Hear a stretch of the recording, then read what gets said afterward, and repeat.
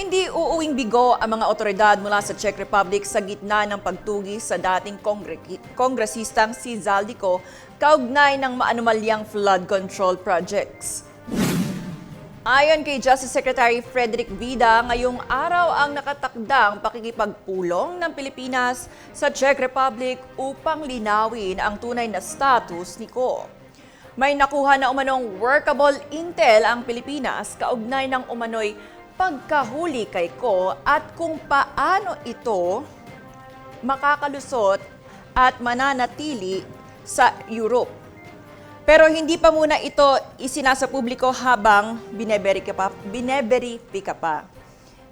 Giit pa ng kalihim, hindi man agara ng pagpapauwi kay Ko ay hindi anya masasayang ang kanilang punta. Hindi umano sila babalik ng walang resulta dahil mas malinaw na ang kilos ni Ko sa Europe at mas mauunawaan na rin nila ang proseso doon.